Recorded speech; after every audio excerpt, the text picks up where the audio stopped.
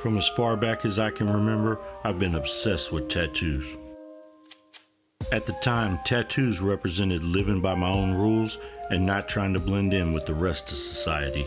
Since it was illegal for me to get tattooed at only 13 years old, I got my first ink done by outlaws at sketchy tattoo shops. Most of those early tattoos have been covered up over the years, and I've been blessed to get tattooed by some great artists. Today's interview is with Neil Ritter, a good friend of mine and one of the many talented tattoo artists down at Third Generation Ink in Houston, Texas.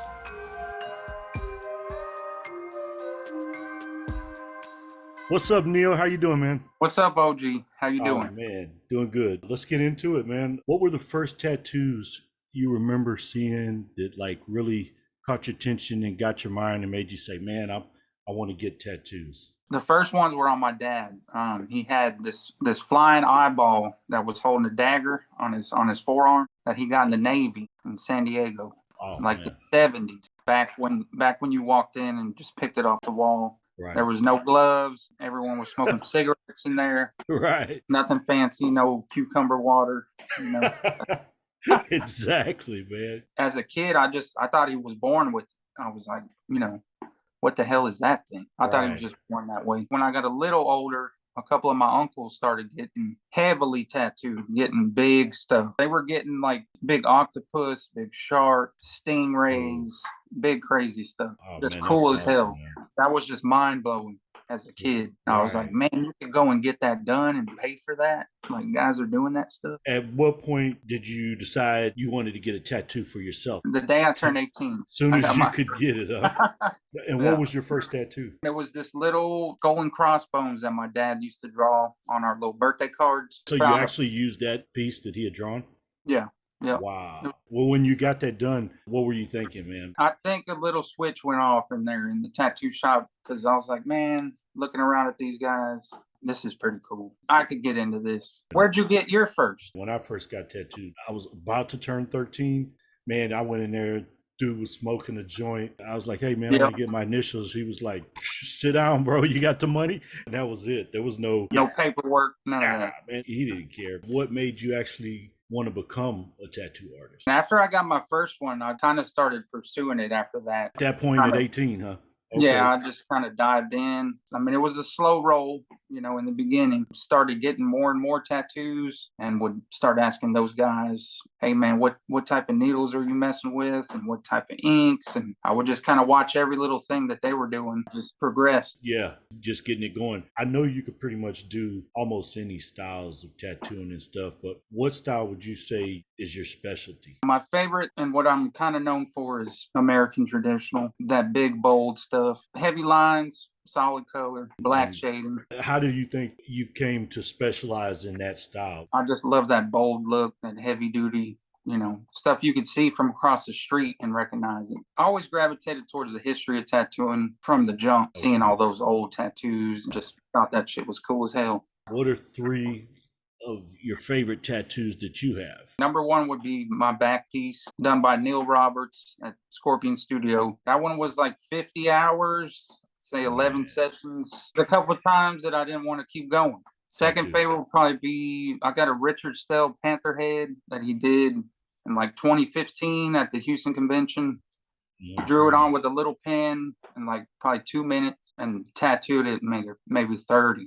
He tattooed that whole panther in 30 minutes? Shaded, colored, lined. Man. Third one would be done by little Larry Shaw. It's a little skull and crossbones that he did off one of the old acetates, probably that his grandfather did. Wow. And he did it the old way. He sprinkled the little carbon dust in the plastic and put the stencil on. What was the most painful, man? Definitely the love handles, the lower hips. Probably second would be stomach and then rib cage. Ribs, yeah, man. Some of them you can kind of settle in and relax. It's just a battle with that, doing your rib cage, anywhere on your torso. When you were getting those done, what are you thinking, man? The back piece, it was like I would try to push myself as far as I could go, as many hours as I could at a time. And that was pretty rough. That was a lot.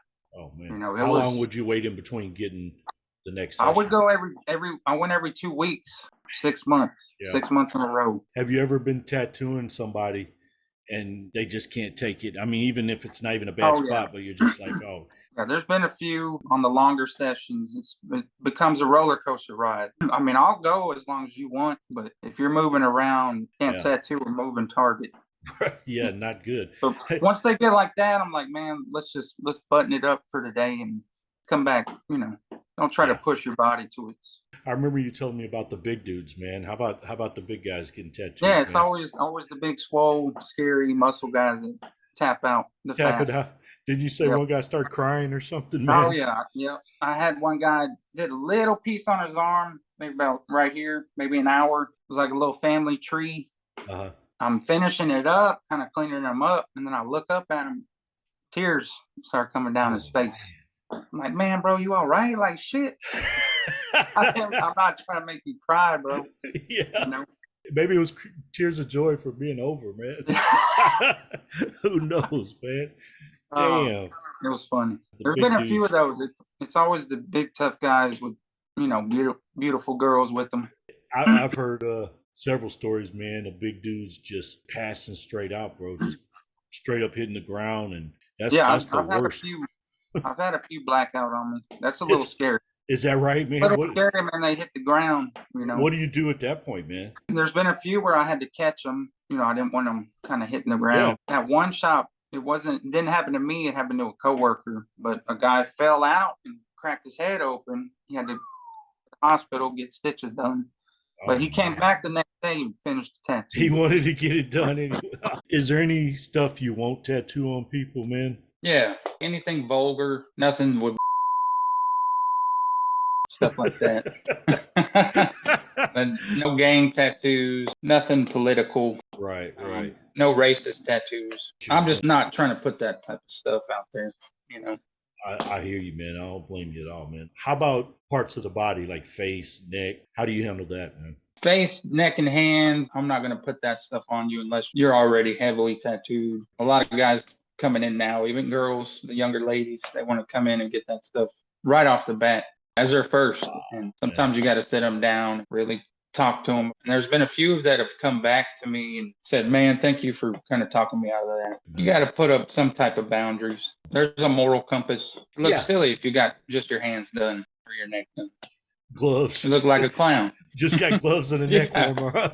Yeah.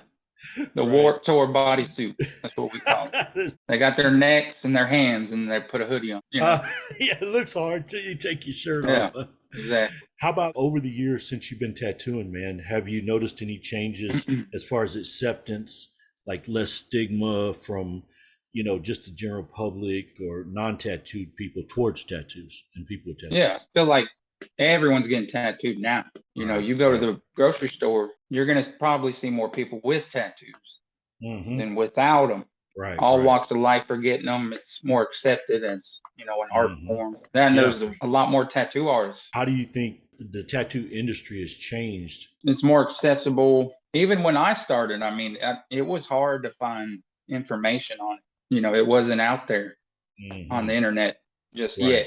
But you had to either go to the tattoo shop to kind of learn stuff. You had to know a homie who had some books or stuff like that. They kept it locked up pretty tight, even just 15 years ago. The technology and the needles, the inks and the machines has exploded just in the past 10 years. Yeah, I remember like a long time ago, man, you couldn't just buy a tattoo machine. You had to know someone, or you had to be able to build one, or know people that could build one proper, or else you were using a cassette tape. What type of things should people not do when they visit a tattoo shop or when they're getting tattooed? What would you suggest they not do? Oh man, there's a lot of those. You got a long list, man. Break it down, man. Number one is respect. One of my big pet peeves is coming in on your phone, talking to someone. It's like, do you want to talk to us or do you want to talk on the phone? Now, I get that one a lot. Is that right, man? Another one is rushing the process. If they can't get it done right then and there, a lot of people don't want to book appointments, or they huff and puff.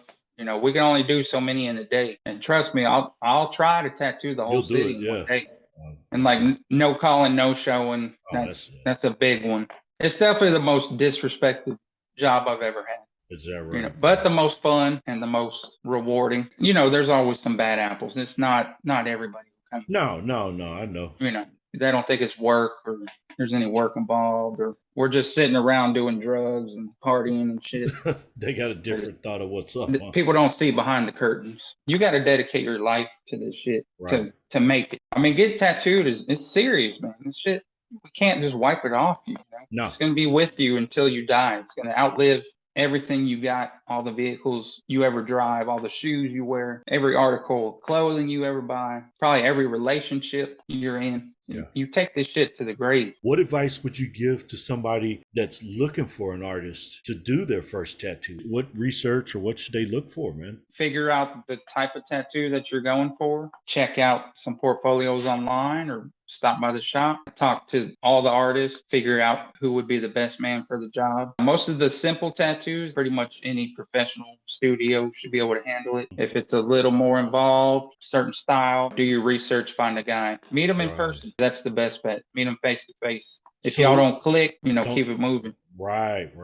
I'm going back to kind of the old school way, like just come meet me in person, please. Mm-hmm. Like all the texting and the emailing, like just come meet me first. And you'd be surprised how many people just don't, that just blow me off. Like, hey, come to the shop and we'll talk first and then we'll go from there. I'll do the phone calls and the texts, but I don't really like the DMs or the emails. How much for this tattoo? Like I'm not going to take it serious. Don't price shop on tattoo. Spend some money. If you're going to price shop, you shouldn't be getting tattooed. And how about haggling, man? I would say that's a no-no, man. Yeah, right? Big no-no. If I give you the price and you want to haggle, I'm going to double the price. Yeah, it went up. Simple. I mean, I'll wheel and deal a little to the regulars, or if they're real respectful, people or I'll do a cash. I'll definitely go a little lower cash. Mm-hmm. But like haggling from the get-go. If somebody's visiting a shop for the first time or they're looking for a shop, are there any red flags, man, that they should be looking for when they visit that you should go, man, I shouldn't be getting anything in this shop, man? If the bathroom's dirty, turn just around leave. That would be number one. Okay. Look around the shop, make sure it's clean, check the windows. If it's filthy in the shop, they're going to be filthy while they tattoo. Hey, man, y'all shop third generation smells like a operating room, man. Every time it's so clean, man. Yeah, now little Larry, man, he's serious about that.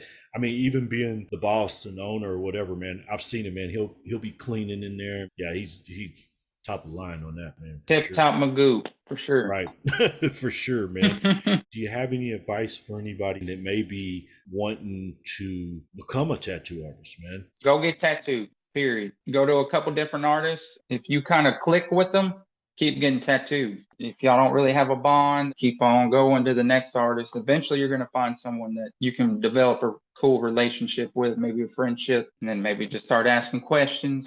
There's tons of info out there now about it. Yeah. I'd say definitely research the history of it, dig into that a little bit, draw every day. A lot of drawing. If you really want to pursue it. Yeah, drawing and painting. Painting too. Keep your hands moving. Finally, man, how can people get a hold of you if they want to get a piece done or talk to you about getting something done? What's the best way for somebody to get a hold of you, bro? I've got Facebook, Instagram. You can just come by the shop. I'm there every day except Monday and Tuesday. Third Generation Ink. It's 126 Heights Boulevard.